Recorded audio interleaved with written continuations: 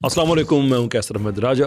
Darwinism versus science के सिलसिले में आज हम बात करेंगे वेस्टिजियल ऑर्गन्स पे। आमतौर पे जब इर्तिकाई हजरात से बात की जाती है तो वो डार्विनिज्म के दिफा में जो एक बहुत अहम सबूत अपनी दानिश में लेके आते हैं वो वेस्टिजियल ऑर्गन्स का है। क्या है वेस्टिजियल ऑर्गन्स? बुनियादी तौर पे हमारे जिस्म के ऐसे अज़ा जो उनके नज़दीक किसी ज़माने में उनका कोई फंक्शन हुआ करता था, कोई मकसद हुआ करता था, लेकिन अब उनका कोई मकसद नहीं है, तो उनको वेस्टिजियल ऑर्गन कहा जाता है। दो चीज़ें यहाँ पे बहुत अहम हैं। एक तो ये कि इनको नाम वेस्टिजियल ऑर्गन्स क्यों दिया जाता है, और दूसरे ये कि इसके पीछे मकसद क्या है, आखिरकार क्यों समझा जाता है कि ये वेस्टिजियल हैं। सबसे पहले नाम, क्यों इसको वेस्टिजियल कहा जाता है? इसके अंदर ज़ात ख़ुद एक बॉर्डर लाइन बददियानती पाई जाती है, इसलिए कि लफ्ज़ वेस्टिजियल तो लातीनी लफ्ज़ वेस्टिजियम से अख़ज़ शुदा है, जिसका मतलब है बाक़ियात या ट्रेस या फुटप्रिंट, यानी किसी पुरानी चीज़ की बाक़ियात। तो अगर आप जिस्म के किसी हिस्से का नाम ही रख दें बाक़ियात या रेमिनेंट, फुटप्रिंट, तो ऑटोमेटिकली ये चीज़ आप इस लफ्ज़ के ज़रिए ही, इस नाम के ज़रिए ही आप साबित करने की कोशिश कर रहे होते हैं कि ये किसी पुराने हमारे जुज़्व का बाकी मादा हिस्सा है। लेकिन यही तो आपने साबित करना है। जिस चीज़ को आपने साबित करना है उसका नाम आप कैसे रख सकते हैं कि नाम से ही ये सबूत मिलना शुरू हो जाए? ये बड़ी टेक्निकल एक अटेम्प्ट है, लेकिन उसको डिबंक करना ये हमारा काम है, and this is what we are going to do. अब सवाल ये है कि वेस्टिजियल ऑर्गन्स कौन कौन से हैं और आखिरकार क्यों इनको वेस्टिजियल कहा जाता है। अपेंडिक्स आमतौर पे इसका हवाला दिया जाता है, टॉन्सिल्स का आमतौर पे हवाला दिया जाता है, नॉन प्रोटीन कोडिंग डीएनए का आमतौर पे हवाला दिया जाता है, कॉक्सिक्स टेल बोन उसका आमतौर पे हवाला दिया जाता है, एंड सो फोर्थ। ना वो लिस्ट हर साल कम होती जा रही है, उस पे मैं सारी तफसील में मैं बात नहीं करूँगा, इसलिए कि वो लिस्ट लंबी थी, अब छोटी हो गई है। मैं सिर्फ 3-4 एग्जाम्पल के तौर पर मैं बात करना चाहूँगा, इसलिए कि अगर आप एग्जाम्पल्स के ज़रिए ही या 3-4 चीज़ों की एग्जाम्पल के ज़रिए अपने मकसद को आप पा सकते हैं, तो फिर बहुत ज़्यादा लंबी तफसील में जाने की ज़रूरत नहीं होती। सो हम बात कर रहे थे कि आखिरकार इनको वेस्टिजियल क्यों कहा जाता है। देखें, बायोलॉजिकली स्पीकिंग एक चीज़ एग्जिस्ट करती है। मिसाल के तौर पे टेल बोन है या टॉन्सिल्स हैं या अपेंडिक्स है, हमें पता है कि ये एग्जिस्ट करती है। अब इसके पीछे दो ही इसकी वजाहतें हो सकती हैं। एक तो ये है कि इसको प्लान किया गया है, डिज़ाइन किया गया है, और दूसरी ये है कि इसको प्लान या डिज़ाइन नहीं किया गया, ये बस फितरी तौर पे मौजूद है। इनको वेस्टिजियल इसलिए कहा जाता है कि इनका मकसद मालूम नहीं है। जितने भी वेस्टिजियल ऑर्गन्स हैं, जैसे मैंने टॉन्सिल्स की बात की या जो अपेंडिक्स एंड सो फोर्थ, ये किसी ज़माने में इनका मकसद वो पता नहीं होता था।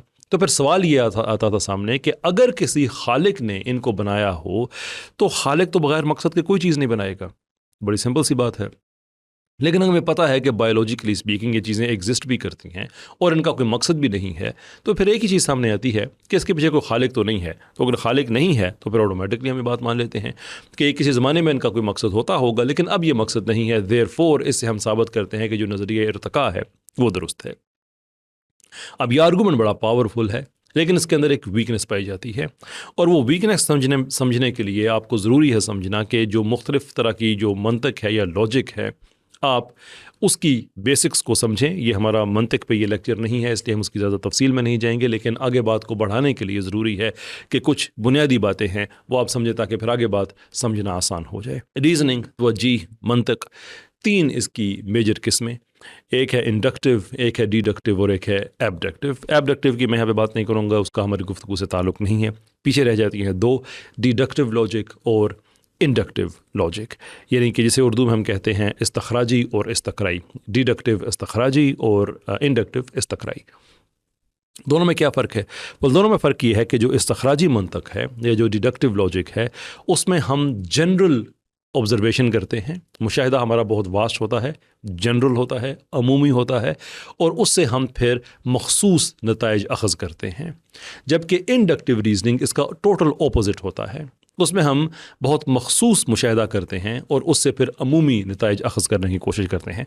मिसाल के तौर पे अगर हम डिडक्टिव रीजनिंग को समझने की कोशिश करें तो उसमें प्रेमिसेस हैं, और जो प्रेमिसेस होती हैं उसके बाद हम एक नतीजा अख़ज़ करते हैं। तो जो प्रेमिसेस हैं वो एक जनरल मुशाहिदा है। मिसाल के तौर पे बड़ी आम सी एग्जांपल है, आपने कई दफ़ा फ़िलॉसफी के लेक्चर्स में सुनी होगी, या मुमकिन है आइंदा आप चल के सुने, कि एक मुशाहिदा है कि हर इंसान ने एक दिन मर जाना है। ये इंतहाई अमूमी मुशाहिदा है, इसमें हम कोई बहुत स्पेसिफिक बात नहीं कर रहे हैं, बड़ी आम सी बात है कि हर इंसान ने आखिरकार एक दिन मर जाना है। कैसर अहमद राजा एक इंसान है, ये हमारा दूसरा एक अमूमी मुशाहिदा है, कोई इसमें हमें कोई स्पेसिफिसिटी में जाने की ज़रूरत नहीं है। मैं इंसान हूँ, so like everybody else is, therefore इससे हम एक मखसूस नतीजा निकालते हैं कि कैसर अहमद राजा ने भी एक दिन इस दुनिया से चले जाना है, मर जाना है। सो वेरी जनरल ऑब्जर्वेशन, उसका एक बड़ा मखसूस नतीजा। जबकि इंडक्टिव रीजनिंग इसके ऑपोजिट होती है कि जिसमें आप बड़ी मखसूस लिमिटेड किस्म की आप ऑब्जर्वेशन करते हैं, मुशाहिदा करते हैं और उसका फिर एक अमूमी नतीजा निकाल लेते हैं। मिसाल के तौर पे आप कैलिफोर्निया के किसी आदमी से मिलते हैं और आप उससे नाम पूछते हैं और वो बताता है कि उसका नाम है साइमन, वो मर्द है, कैलिफोर्निया से है, उसका नाम है साइमन। उसके बाद आप कैलिफोर्निया के एक और मेल से मिलते हैं और वो आपको नाम अपना बताता है स्मिथ। उसके बाद आप कैलिफोर्निया के एक और आदमी से मिलते हैं, वो अपना नाम बताता है स्टीव। उसके बाद आप कैलिफोर्निया के एक और आदमी से मिलते हैं और वो अपना नाम बताता है सेंट। उसके बाद आप एक और कैलिफोर्नियन मेल से मिलते हैं और वो आपको अपना नाम बताता है सोल। अब ये मुख्तलिफ नाम इन्होंने बताए, लेकिन इन सब में एक मुश्तरका चीज़ है और वो ये है कि इन सब के नाम एस से स्टार्ट हो रहे हैं। तो आपने बड़ी स्पेसिफिक ऑब्जर्वेशन की कि कुछ लोग, 7-8 लोग जो कैलिफोर्निया से हैं, जो मर्द हैं, और उन सब के नाम एस से स्टार्ट हो रहे हैं, और आपने एक जनरल नतीजा अखज़ कर लिया कि कैलिफोर्निया के सारे मर्दों के नाम एस से स्टार्ट होते हैं। ये है इंडक्टिव रीजनिंग। ऑब्वियसली इसके नतीजे को गलत साबित करने के लिए सिर्फ आपको एक चीज़ चाहिए, और वो ये कि कैलिफोर्निया का कोई और मर्द हो जिसका नाम पी से या डी से या ए से या अंग्रेज़ी के किसी और लेटर से स्टार्ट होता हो, तो आपका जो नतीजा है ये गलत साबित हो जाएगा। वेस्टिजियल ऑर्गन्स में असल में यही प्रॉब्लम है कि उसके ऊपर बड़ी लिमिटेड इंडक्टिव रीजनिंग अप्लाई की गई कि ये कुछ हमारे पास जिस्मानी आज़ा हैं, हमें इसका मकसद नहीं मिला, देयरफॉर हमने इस मखसूस ऑब्जर्वेशन पे ये जनरल नतीजा अखज़ कर दिया कि ये इवोल्यूशनरी रेमिनेंट हैं, इर्तिका की बाकियात हैं, देयरफॉर इर्तिका ठीक साबित हो जाता है। तो जैसे हमने ये कहा कि आपको कैलिफोर्निया के मर्दों के नाम ऐसे स्टार्ट होते हैं, ये बात गलत साबित करने के लिए सिर्फ एक ऐसा कैलिफोर्नियन मर्द चाहिए जिसका नाम ऐसे शुरू नहीं होता, तो आपका ये सारे का सारा नतीजा डिबंक हो जाता है। बिल्कुल ऐसे ही आपको इन इवोल्यूशनरी रेमिनेंट्स, जिनको आप कह रहे हैं इसलिए कि उनका कोई मकसद आपके सामने नहीं है, उन को सामने रख के कोई एक दो मकासद आप अगर आपके सामने आ जाते हैं तो ये सारे का सारा नतीजा डिबंक हो जाता है। सो द क्वेश्चन कि क्या ऐसा हो चुका है कि जिनको जो वेस्टिजियल ऑर्गन्स कहा जाता है, इवोल्यूशनरी रेमिनेंट या इर्तिका की बाकियात कहा जाता है, उन अज्जा के कुछ ना कुछ मकासद हमारे सामने आ गए हों? And the answer is yes. बड़ी लंबी लिस्ट थी, अब छोटी रह गई है। हर साल ही नए नए मकासद सामने आते हैं, कुछ के मैं आपके सामने में पेश करता हूँ। आमतौर पे मिसाल दी जाती है अपेंडिक्स की कि ये बस एक रेमिनेंट है, एक बस बाकियात है, इसको रिमूव भी कर दो तो कोई इतना बड़ा मसला नहीं है, एंड सो फोर्थ। लेकिन अब हमें पता चला है कि एक्चुअली इसका एक मकसद होता है, और इसका मकसद ये होता है कि जब जिस्म में इन्फेक्शन आता है और जिस्म उस इन्फेक्शन से लड़ रहा होता है, तो कुछ इसेंशियल अच्छा बैक्टीरिया जो हमारी जिस्मानी ज़रूरत होती है, इम्यून सिस्टम में उसका एक किरदार होता है, उसको एक सेफ़ हाउस चाहिए होता है, उसको एक महफूज जगह चाहिए होती है, और वो जगह अपेंडिक्स उनको प्रोवाइड करता है। आप ये कह सकते हैं कि भाई अपेंडिक्स अगर इतना ही ज़रूरी हो तो इसको अगर जिस्म से निकाल के फेंक भी दिया जाए तो इंसान फिर भी ज़िंदा रह जाता है, तो फिर उसका मकसद या ना मकसद, ये नहीं कि फिर यही कह सकते हैं ना कि इसका कोई मकसद नहीं है।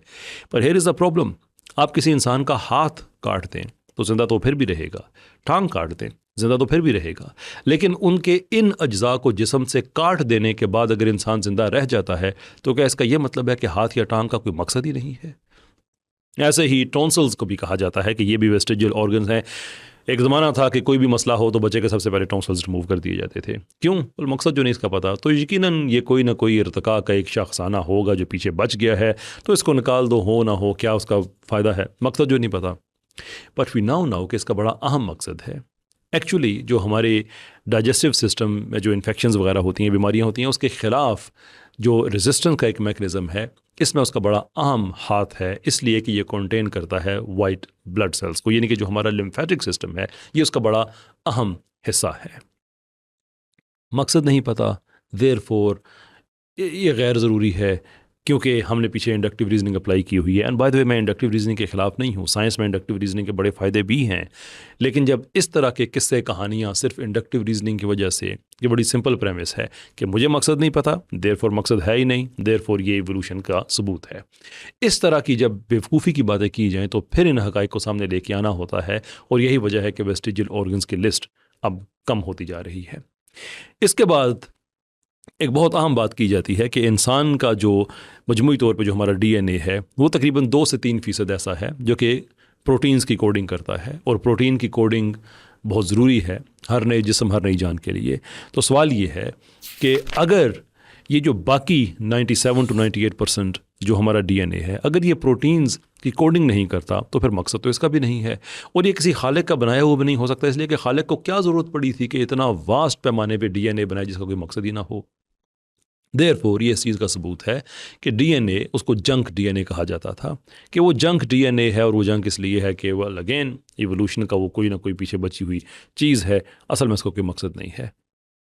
बट वी नाउ नो कि असल में जो ओवरऑल हमारे डीएनए और हमारे जीन्स की जो एक्सप्रेशन है, कहाँ पे उसका स्विच ऑन होना है, स्विच ऑफ होना है, ये बाकी रेगुलेटरी काम करता है। बहुत तवील फंक्शंस हैं उसके, मैं सबकी तफसील में नहीं जा सकता क्योंकि मेरा मकसद इस वक्त ये नहीं है कि मैं इन सारी चीज़ों की तफसील में जाके बताऊं कि फ़लाँ इनका मकसद, बल्कि मेरा मकसद ये है कि वेस्टिजियल ऑर्गन्स की बेस ये थी कि इनका मकसद नहीं है, देयरफॉर ये वेस्टिजियल हैं, देयरफॉर इससे एवोल्यूशन ठीक साबित होती है या डार्विनिज्म ठीक साबित होता है। तो मेरा मकसद ये है कि मैं बताऊं कि इनके क्या क्या मकासद सामने आ चुके हैं। जीन्स की इफ़ेक्टिव रेगुलेशन के लिए हमारे पास जो बाकी डीएनए है वो एक इफ़ेक्टिव मैकेनिज़्म के तौर पे काम करता है। प्रोटीन की कोडिंग ना करना एक और चीज़ है, लेकिन उसका बहरहाल फंक्शन अपनी जगह पे मौजूद है, जो कि साइंटिफिकली स्पीकिंग हमारे सामने है। देन कॉक्सिक्स या जो टेल बोन है उसके बारे में बड़े बड़े इवोल्यूशनरी दावे कि किसी ज़माने में चूँकि हमारा इंसानों का जो जद्द अमजद है और जो बंदरों का है वो एक ही होता था, at least bonobos gorillas and so forth, तो उनकी दुमें हुआ करती थी, तो हम में भी ये दुम का एक छोटा सा हिस्सा रह गया है, बाकी सारे का सारा ख़त्म हो गया है।